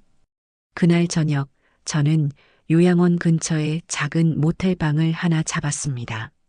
선희 씨는 제가 빌려준 돈으로 산 명품 정장을 차려입고 머리부터 발끝까지 완벽한 전문직 여성의 모습으로 약속 장소에 나가 있었어요. 저는 침대에 앉아 노트북과 핸드폰을 켜고 선희 씨의 귀 속에 꽂힌 작은 무선 이어폰을 통해 실시간으로 상황을 지켜보며 지시를 내릴 준비를 마쳤습니다. 약속 시간인 9시가 되자 술집 문을 열고 오수정이 들어섰습니다. 화면 너머로 보이는 그녀의 모습은 여전히 화려하고 당당했어요. 최고급으로 보이는 원피스에 제가 사준 명품 백을 들고 있었죠. 제 돈으로 치장한 그 모습에 다시 한번 속에서 불길이 치솟았지만 저는 애써 마음을 다스렸습니다. 웃을 수 있는 날도 오늘이 마지막일 테니까. 수정은 두리번거리다 혼자 앉아있는 선희 씨를 발견하고는 다가왔습니다. 그리고 선희 씨의 얼굴을 확인하는 순간 그녀의 얼굴이 경악으로 물드는 것을 저는 똑똑히 보았습니다. 박선희, 너가 왜 여기에 있어? 수정의 목소리는 당황으로 떨리고 있었어요. 저는 이어폰을 통해 선희 씨에게 첫 번째 지시를 내렸습니다. 차갑고 오만한 표정으로 그녀를 모르는 사람처럼 쳐다봐. 선희 씨는 제 지시대로 고개를 까딱하며 싸늘하게 대꾸했습니다. 누구시죠? 사람 잘못 보신 것 같은데요. 너 박선희 맞잖아. 춘천이. 저는 황금만님의 대리인으로 온 사람입니다. 빛나는 그녀님이시죠? 자리에 앉으시죠. 시간이 별로 없습니다. 선희 씨의 완벽한 연기에 수정은 혼란스러운 표정을 지으면서도 마지못해 자리에 앉았습니다. 자신이 알던 촌스럽고 만만하던 박선희가 아니라는 사실에 완전히 압도당한 모습이었어요. 황금만님은 왜 직접 안 나오신 거죠? 그분은 아무나 직접 만나지 않습니다. 모든 실무는 제가 담당합니다. 저는 선희 씨의 입을 통해 제가 밤새도록 꾸며낸 가짜 투자 제안서를 설명하기 시작했습니다. 미국에 있는 유망한 비상장 생명공학 기업 미래유전자에 대한 투자. 곧 미국 식약청 승인을 앞두고 있으며 승인 즉시 미국 증시에 상장될 예정이라는 것. 상장 후에는 주가가 최소 10배 이상 폭등할 것이라는 허황된 이야기였죠. 물론 미래유전자라는 회사는 존재하지도 않았습니다. 제가 그냥 지어낸 이름일 뿐이었어요. 최소 투자 금액은 3억입니다. 빛나는 그녀님께서 가진 돈 전부를 걸어야만 참여할 수 있는 아주 은밀한 거래입니다. 3억이라는 말에 수정의 눈이 흔들렸습니다. 그녀가 저에게서 훔쳐간 바로 그 액수였으니까요. 그녀는 잠시 망설이는 듯 보였습니다. 너무 위험 부담이 크지 않나요? 비상장 기업 투자는. 그럼 안 하시면 됩니다. 이 기회를 잡으려는 사람은 줄을 섰으니까요. 저희는 위험을 감수할 배짱도 없는 투자자와는 일하지 않습니다. 저는 선희 씨의 입을 통해 일부러 더 차갑고 오만하게 말했습니다. 돌아가라는 말은 오히려 상대를 더 매달리게 만드는 최고의 유혹이죠. 제 예상은 적중했습니다. 수정은 제 말에 오히려 더 조급해하며 매달리기 시작했어요. 아니요. 할게요. 하겠습니다. 어떻게 하면 되죠? 그녀는 결국 제 덫에 완전히 걸려들었습니다. 선희 씨는 제가 미리 준비해둔 위조된 투자 계약서를 내밀었습니다. 계약서에는 온통 영어로 된 어려운 법률 용어들과 그럴듯하게 조작된 미래유전자의 기업 정보가 담겨 있었어요. 수정은 제대로 읽어보지도 않고 자신의 이름 옆에 사인을 하고 도장을 찍었습니다. 내일 오후 3시까지 이 계좌로 2억 9천만 원을 입금하십시오. 정보 이용료 1,000만 원을 뺀 나머지 금액입니다. 단 1분이라도 늦으면 이 계약은 무효가 됩니다. 선희 씨는 계약서를 챙겨 들고 자리에서 일어섰습니다. 수정은 끝까지 그녀의 정체를 의심하는 눈초리로 쳐다보았지만 선희 씨는 단 한 번도 돌아보지 않고 유유히 술집을 빠져나왔습니다. 모든 상황이 끝나고 저는 모텔 침대에 쓰러지듯 누웠습니다. 온몸의 진이 다 빠져나가는 기분이었어요. 하지만 제 마음은 그 어느 때보다도 뜨거웠습니다. 이제 오수정이 제 돈을 입금하기만 하면 이 길고 지독했던 복수의 서막이 끝나고 진짜 심판의 날이 시작될 것이었습니다. 다음 날 오후 2시 58분, 제 핸드폰이 다시 한번 울렸습니다. 오빛나라는 이름으로 정확히 2억 9천만 원이 입금되었다는 알림이었습니다. 저는 그 메시지를 보고 한참 동안이나 허공을 바라보았습니다. 눈물이 날 것 같았지만 울지 않았습니다. 대신 저는 오수정의 전화번호를 눌렀습니다. 그녀가 제 돈을 들고 사라진 이후 처음으로 거는 전화였습니다. 신호가 몇 번 가고 수정이 전화를 받았습니다. 목소리는 잔뜩 상기되어 있었어요. 여보세요? 나다, 수정아. 제 목소리를 들은 수정은 순간 숨을 멈추는 듯 했습니다. 어머님? 어떻게? 너의 돈, 아니 내 돈은 그렇게 사라진 거란다. 저는 제 할 말만 하고 전화를 끊으려 했습니다. 하지만 그 순간 전화기 너머로 전혀 예상치 못한 소리가 들려왔습니다. 뉴스 속보를 알리는 날카로운 앵커의 목소리였어요. 대규모 다단계 금융 사기 사건 속보입니다. 오늘 오후 강남 일대에서 수백억 원대의 피해를 낸 불법 투자 조직이 경찰에 검거되었습니다. 이들은 미래유전자라는 유령 회사를 내세워 투자자들을 속여온 것으로 밝혀졌으며 수정의 전화기 너머로 들려오는 그 뉴스는 제가 꾸며낸 이야기가 아니었습니다. 공교롭게도 제가 지어낸 미래유전자라는 이름과 똑같은 이름의 실제 사기 사건이 터져버린 것이었어요.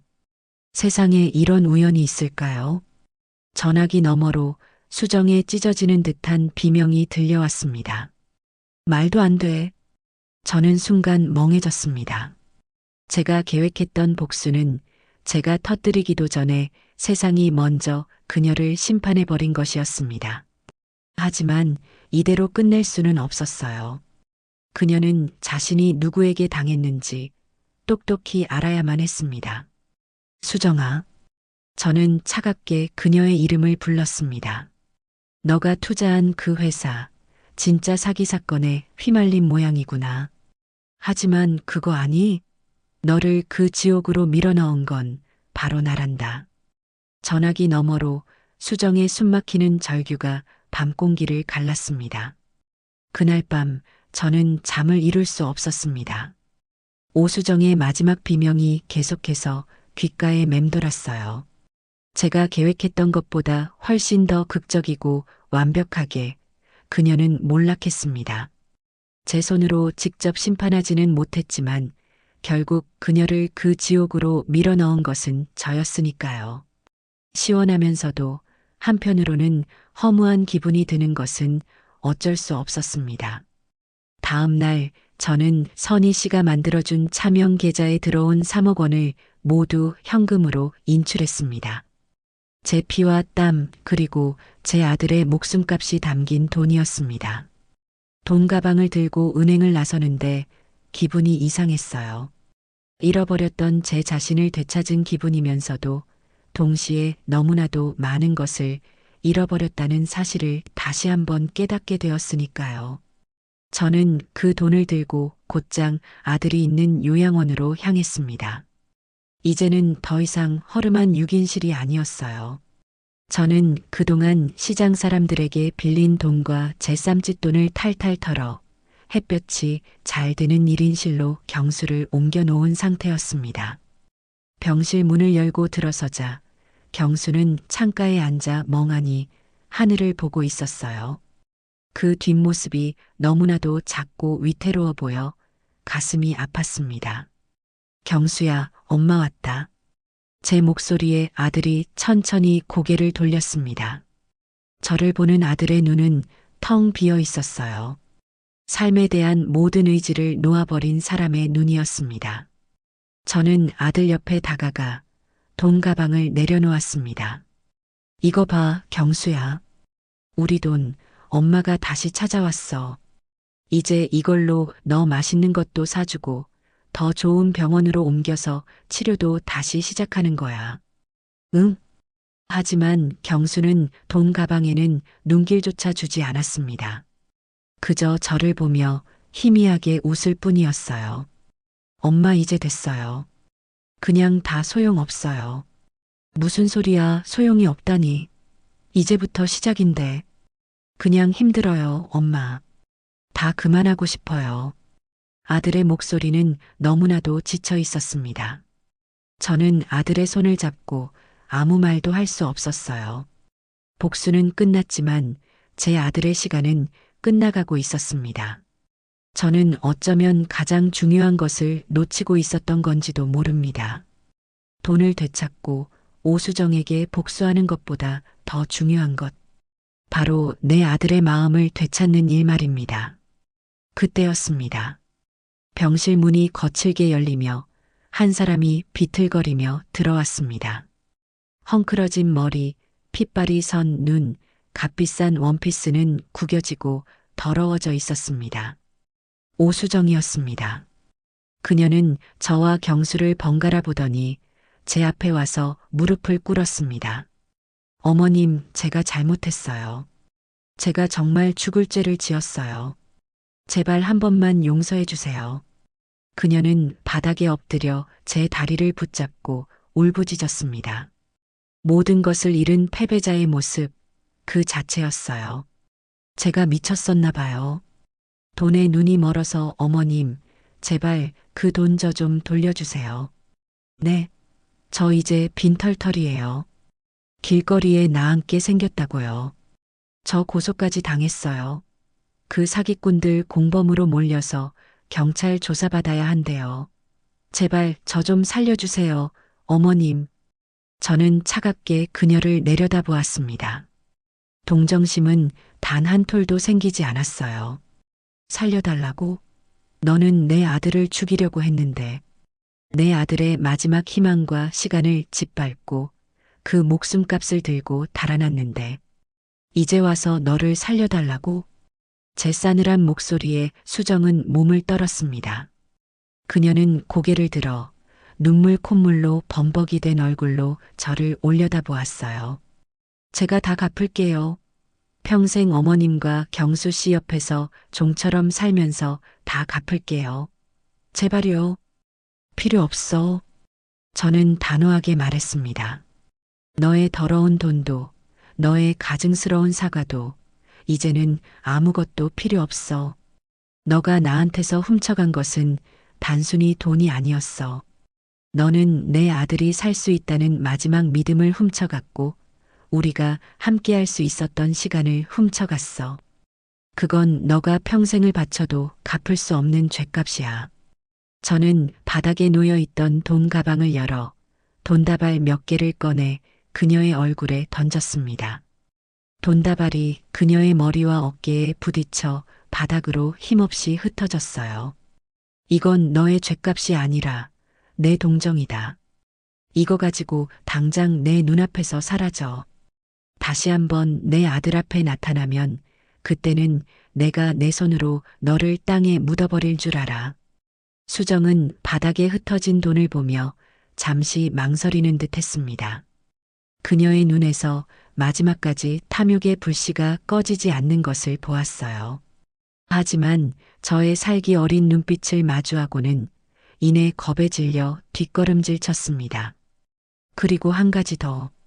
돌아서는 그녀의 등 뒤에 저는 마지막 비수를 꽂았습니다. 너를 나락으로 떨어뜨린 그 황금만이라는 사람, 그리고 너에게 계약서를 내밀었던 그 차가운 여자.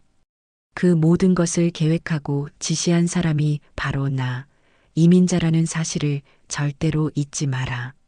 너는 나한테 진 거야. 철저하게. 제 말에 수정의 얼굴이 하얗게 질렸습니다.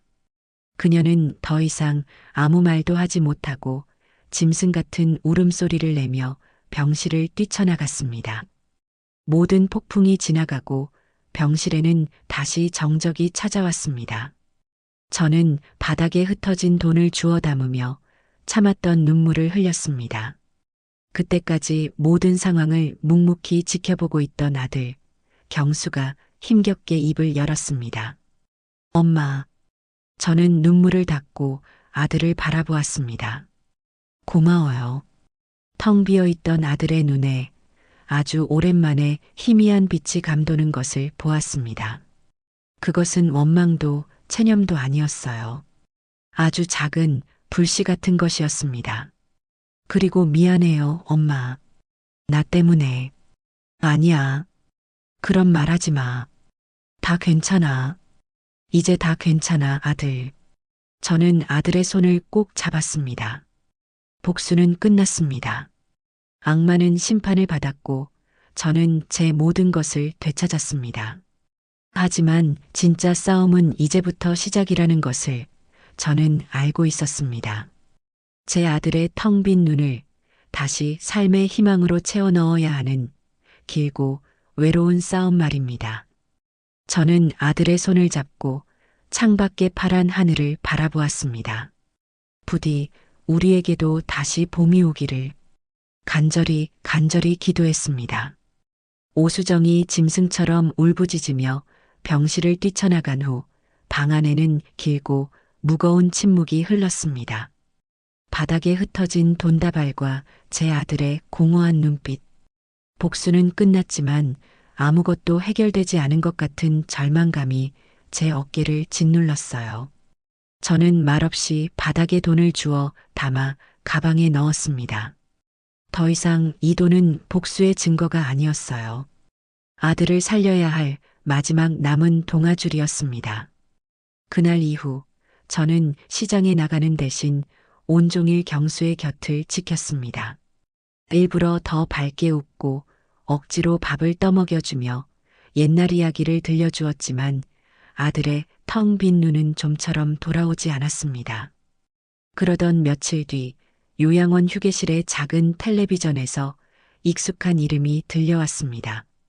대규모 다단계 금융 사기 사건의 중간 수사 결과입니다. 경찰은 주범들의 검거와 더불어 투자자들을 끌어들이는 핵심 역할을 한 공범 오모 씨를 어젯밤 구속했습니다. 오 씨는 자신을 남편과 사별한 재력가로 속여 화면에는 마스크와 모자로 얼굴을 가린 채 형사들에게 양팔을 붙잡혀 경찰서로 들어가는 오수정의 모습이 비치고 있었습니다. 비록 얼굴은 보이지 않았지만 초라하고 망가진 그 모습이 제게는 그 어떤 복수보다도 더 통쾌하게 느껴졌어요. 스스로 쌓아 올린 탐욕의 성에 깔려 제 손을 더럽히지 않고도 완벽한 죗값을 치르게 된 겁니다. 저는 멍하니 화면을 바라보다 조용히 자리를 떴습니다. 더 이상 그 아이의 소식에 제 감정을 낭비하고 싶지 않았어요. 그날 저녁 박선희 씨에게서 전화가 왔습니다. 그녀 역시 뉴스를 본 모양이었어요. 어머님, 뉴스 보셨어요? 아주 속이 다 시원해요. 꼴 좋다, 그년. 선희 씨는 자기 일처럼 기뻐하며 흥분했습니다. 저는 그런 그녀에게 조용히 고마움을 전했습니다. 선희 씨, 그동안 정말 고마웠어요. 선희 씨 아니었으면 여기까지 오지도 못했을 거야. 에이, 뭐려. 어머님, 제가 다 감사하죠. 저 대신해서 복수해 주신 거나 마찬가지인데요. 이제 그녀는 감옥에서 썩을 테니 어머님은 경수 씨 간호에만 전념하세요. 꼭 다시 건강해질 거예요. 선희 씨의 따뜻한 위로에 저도 모르게 눈시울이 뜨거워졌습니다. 이 길고 어두운 복수의 길에서 그녀는 제게 유일한 빛과 같은 존재였어요. 전화를 끊고 나니 마음 한구석이 조금은 가벼워지는 것 같았습니다. 이제 정말로 오수정이라는 악몽을 제 인생에서 완전히 지워버릴 시간이었습니다. 그날 이후 경수에게 아주 작은 변화가 생기기 시작했습니다. 하루는 제가 넋을 놓고 창밖을 보고 있는데 아들이 나지막이 저를 불렀어요. 엄마, 배고파요. 엄마가 끓여주던 그 된장찌개 먹고 싶어요. 저는 제 귀를 의심했습니다.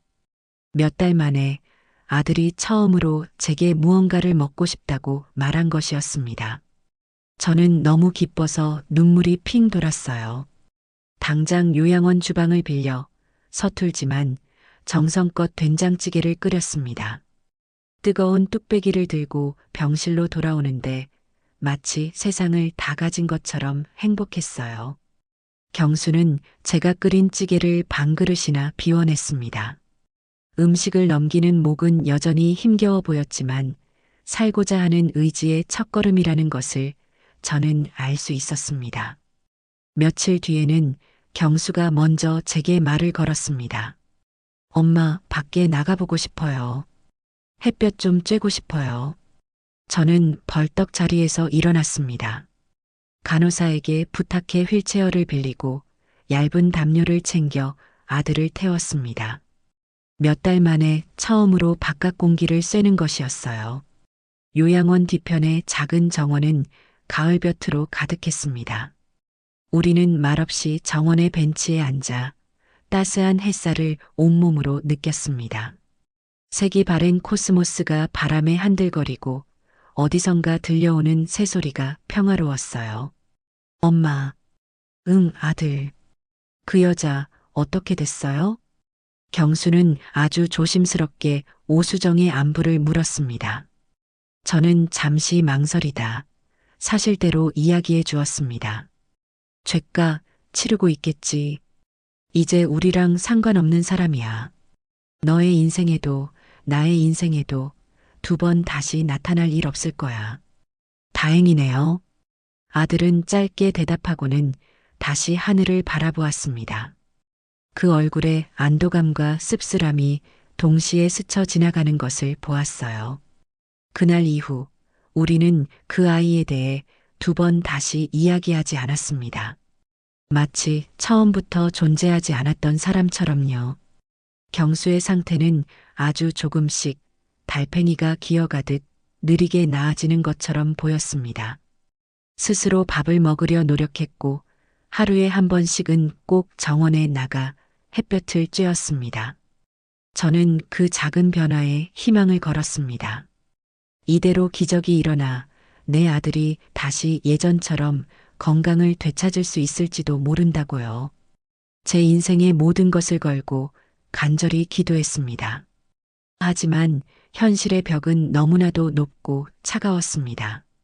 한 달에 한 번씩 있는 담당 의사와의 상담 시간. 저는 그동안 경수가 보여준 긍정적인 변화들을 신이 나서 늘어놓았습니다. 하지만 의사의 표정은 어두웠어요. 어머님, 물론 환자분의 정신력이 강해지고 삶의 의지를 되찾은 것은 치료에 매우 긍정적인 신호입니다. 정말 대단한 일이에요. 의사는 거기까지 말하고 잠시 말을 끊었습니다.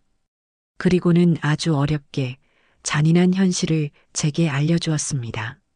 하지만 암세포는 사라지지 않았습니다. 오히려 조금씩 계속해서 커지고 있어요.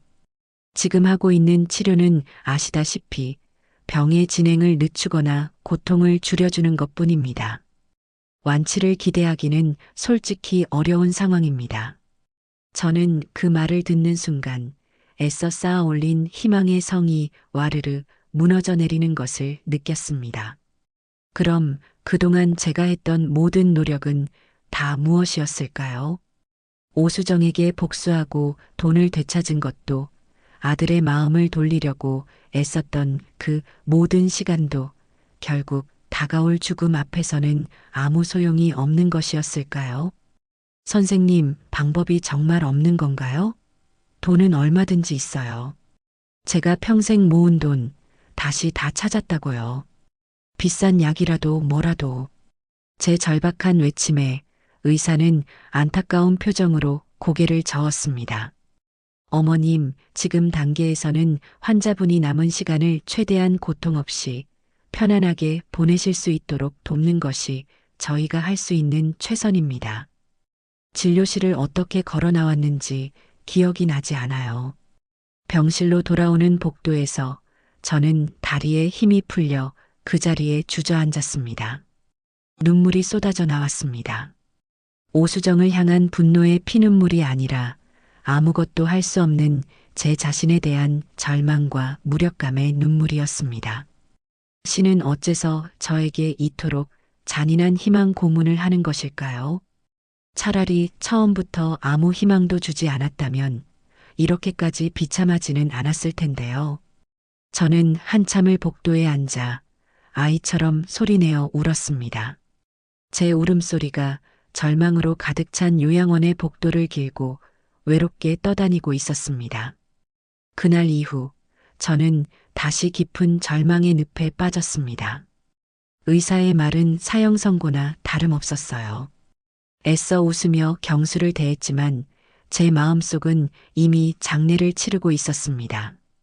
하루하루 시들어가는 아들의 모습을 지켜보는 것은 살아있는 지옥과도 같았어요. 제 복수가 대체 무슨 의미가 있었을까? 결국 내 아들 하나 지키지 못했는데 자책과 후회가 매일 밤 저를 잠 못 들게 했습니다. 그러던 어느 날 오후 뜻밖의 손님이 요양원을 찾아왔습니다. 춘천에서 식당을 하던 박선희 씨의 옛 가게 사장님이었습니다. 저는 너무 놀라 자리에서 벌떡 일어났어요. 사장님? 어인일로 여기까지. 저는 그분의 이름을 몰라 그저 사장님이라고 불렀습니다. 그는 멋쩍게 웃으며 손에 들고 있던 과일 바구니를 제게 건넸습니다. 지나가는 길에 들렀습니다. 선희한테서 어머님 소식은 종종 듣고 있었습니다.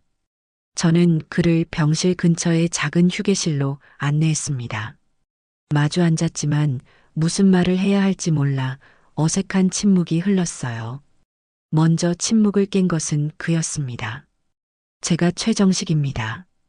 그냥 최 사장이라고 부르시면 됩니다. 그는 자신을 소개하며 아주 조심스럽게 제 안부를 물었습니다. 저는 차마 아들의 상태가 더 나빠졌다는 말은 하지 못하고 그저 괜찮다고만 대답했어요. 최 사장님은 잠시 창밖을 바라보더니 아주 진지한 목소리로 말했습니다. 어머님, 제가 오늘 찾아온 것은 단순히 문병을 드리기 위해서만은 아닙니다. 그의 말에 저는 의아한 표정으로 그를 쳐다보았습니다. 실은 선희한테서 어머님이 오수정에게 어떻게 복수했는지에 대한 이야기를 전부 전해 들었습니다. 이야기를 듣는데 제 속이 다 시원하더군요.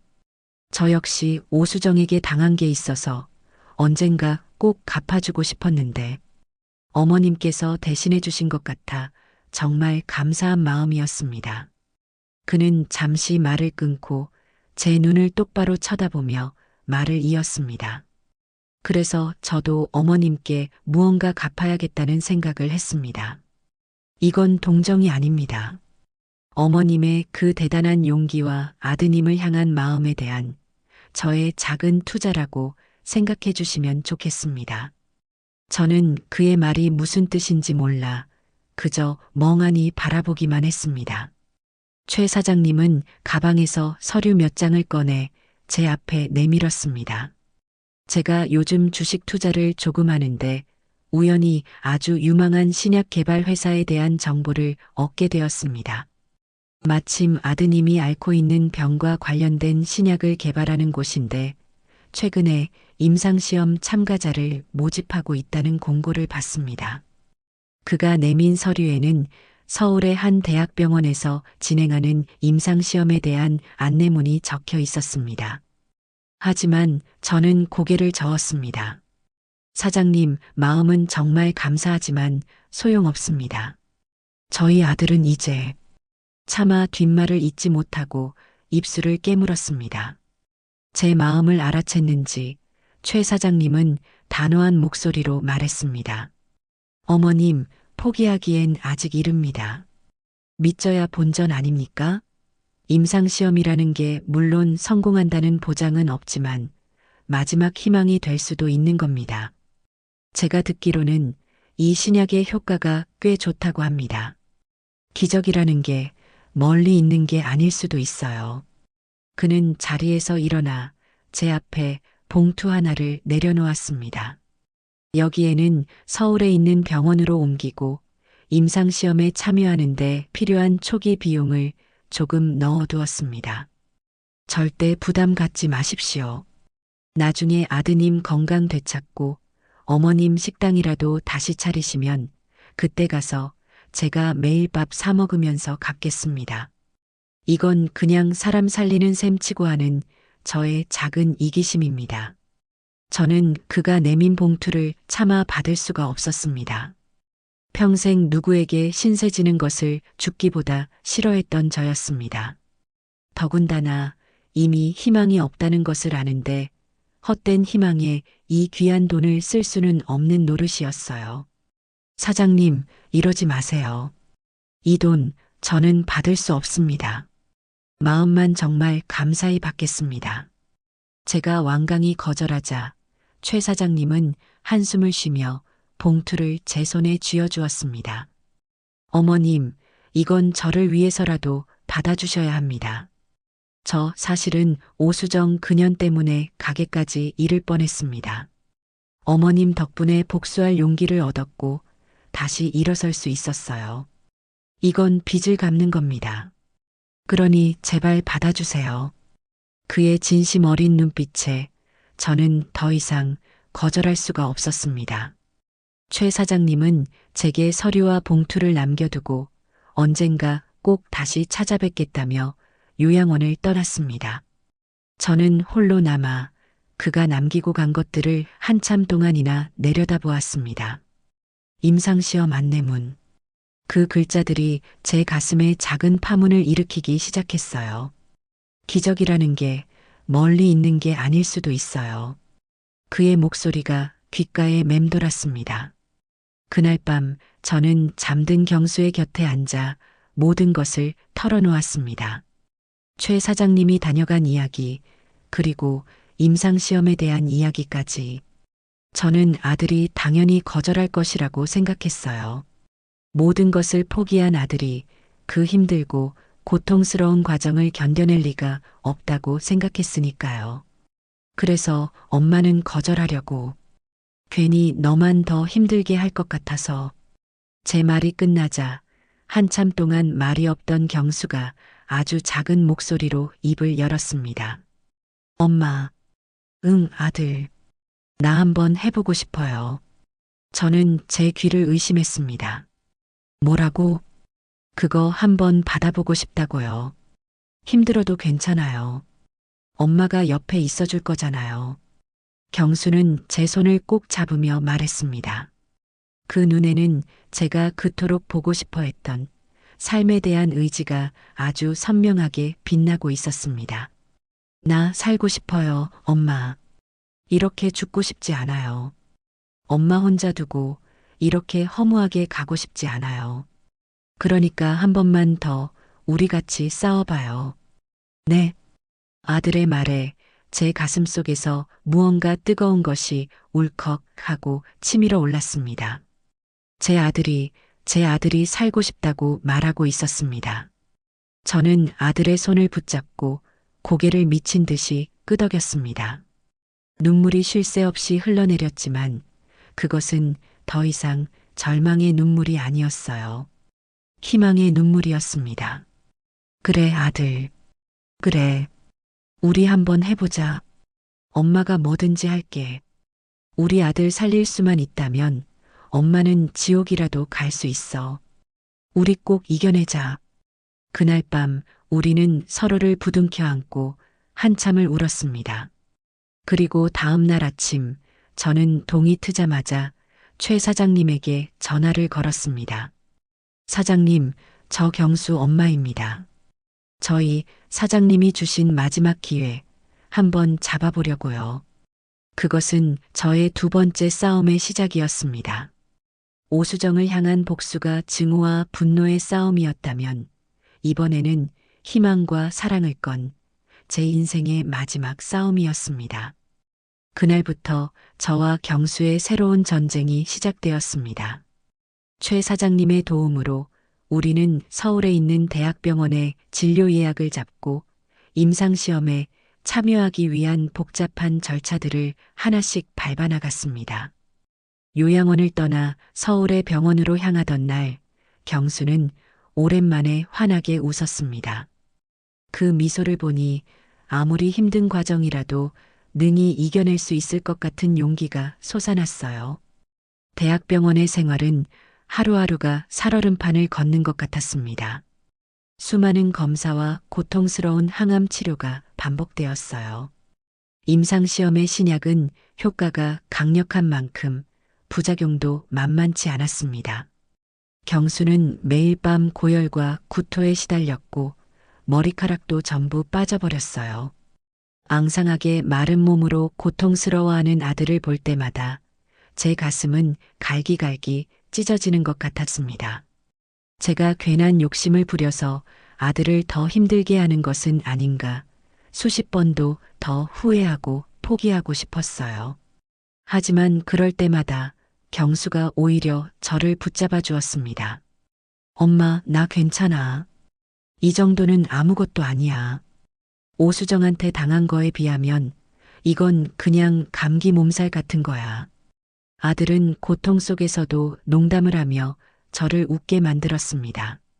그 작은 몸 어디에서 그런 강인한 힘이 나오는지 저는 아들을 보며 매일매일 감탄하고 또 배웠습니다. 우리는 서로에게 의지하며 하루하루를 버텨냈습니다.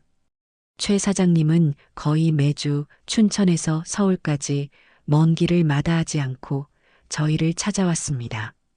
손에는 항상 경수가 좋아할 만한 음식들과 제가 읽을 만한 책들을 들고서요.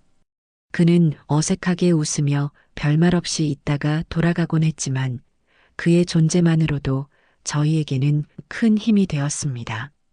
세상에 우리 모자만 버려진 것이 아니라는 우리를 응원하는 사람이 있다는 사실이 얼마나 큰 위안이 되는지요. 그렇게 길고 어두운 터널 같은 시간이 흘렀습니다. 계절이 2번 바뀌고 앙상하던 나뭇가지에 다시 새순이 돋아날 무렵 드디어 임상시험의 1차 결과가 나오는 날이었습니다. 저는 초조한 마음으로 경수의 손을 꼭 잡고 진료실 의자에 앉아 있었습니다. 담당 의사는 한참 동안이나 컴퓨터 화면의 사진들과 서류들을 번갈아 보며 아무 말도 하지 않았어요.